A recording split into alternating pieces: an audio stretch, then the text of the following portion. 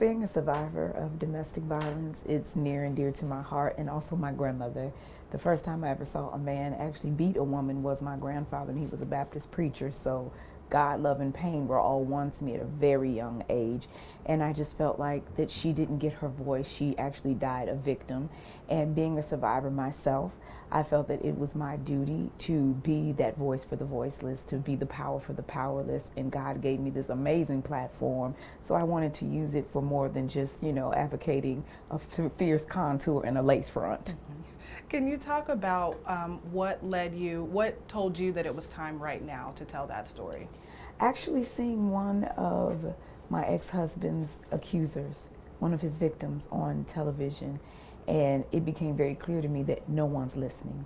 No one's paying attention, and I get it. We live in a world, and I feel like America, we have to be real with it and deal with it so we can heal from it. If I was Hannah from the suburbs of Wisconsin, blonde hair and blue eyed, it wouldn't take 30 black women to equal one Caucasian woman's story. And at the end of the day, no one was listening. And the stories that she was telling, they were verbatim to everything that I've gone through and survived by my ex-husband.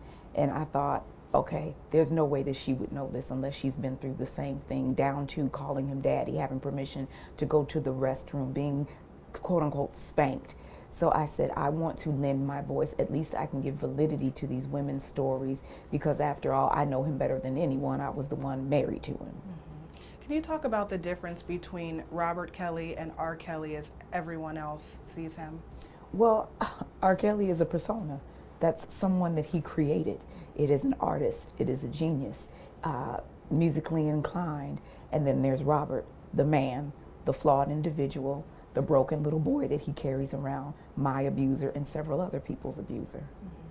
Mm-hmm. What did it take for you to get out of that relationship? It was actually my daughter. At 6 years old, the same age I was the first time I saw my grandfather beat my grandmother, sitting at the foot of the bed, and Robert was being verbally abusive. And even at 6 years old, my daughter was able to identify, because we were looking at some photos and the language he was using was very abrasive. He was swearing at me, yelling at me, and my daughter stopped him mid-sentence and said, "Daddy, why are you being mean to my mommy? Why are you talking to her like that?" And a light bulb went off. Something in me said, you have to make a choice right now, Drea, because if you don't, and you tell her to stay, you tell her to leave, if she ends up in an abusive relationship, she's gonna say, you stayed with my dad all those years, why would I? The second thought that came to mind was, what if she ends up in a casket?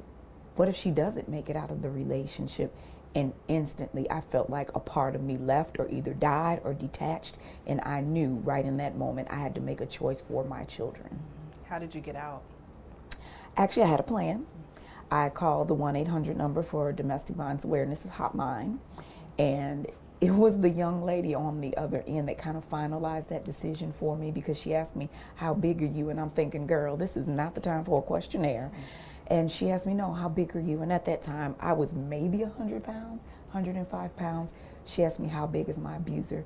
She said, let me tell you something, which was the irony in all of it. Everything doesn't have to be a scene out of what love got to do with it.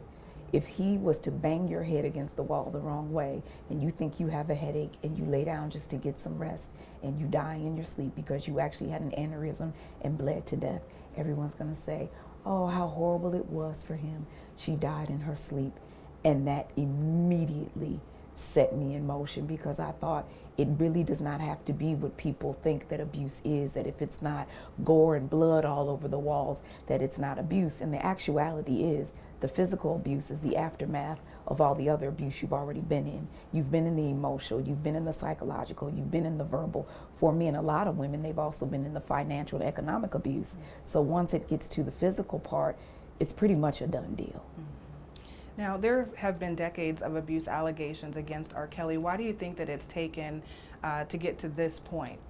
Well, like I said, we're brown women in America. No one cares. It's not that serious to them. We're disposable. No one's gonna miss you because no one sees you anyway. Like, if I was Hannah in the suburbs with my little golden retriever, it wouldn't have taken this much. It would have been one time and done.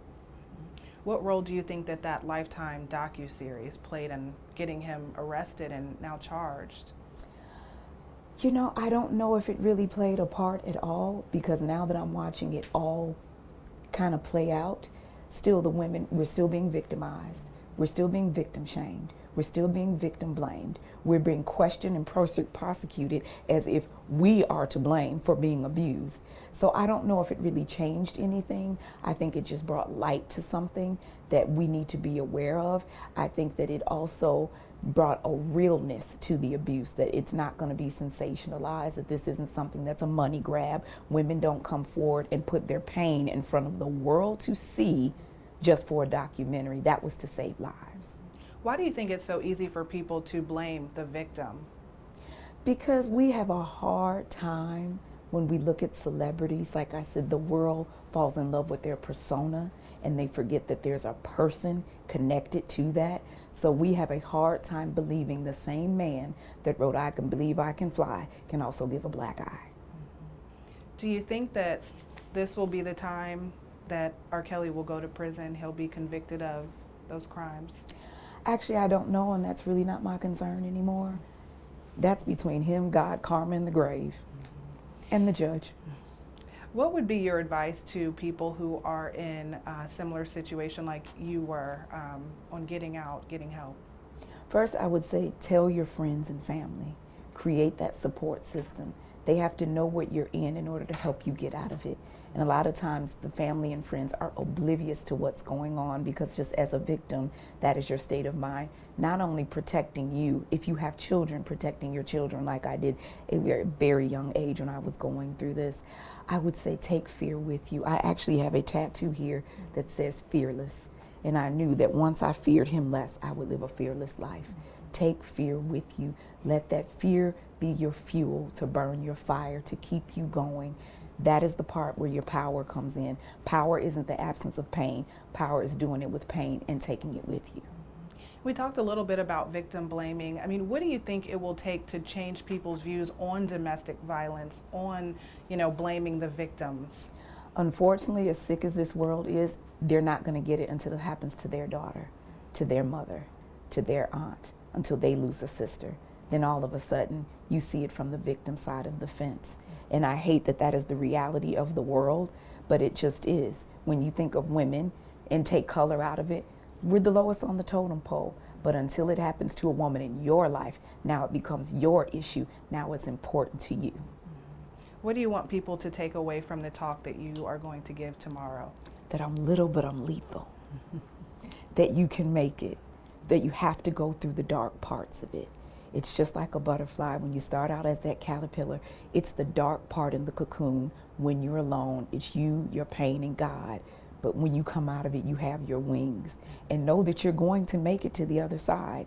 And it's going to be okay. It's going to hurt. It's going to be painful. But my God, is it worth it? And can you just talk about some of the other things that your organization is doing to help women or men who are in abusive relationships? Well, I have the 12th Round Foundation, and I actually started it in memory of my grandmother. But the 12th round, if you know anything about boxing, when you get to that 12th round, it's like, all right, this is it.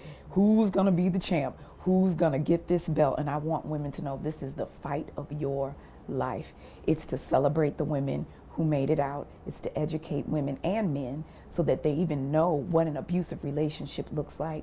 It's to commemorate the women that we've lost. And it's also to show that life goes on after abuse, that you don't have to stay a victim. You can become a survivor. You can be an advocate. And you're a woman, that means you're a warrior.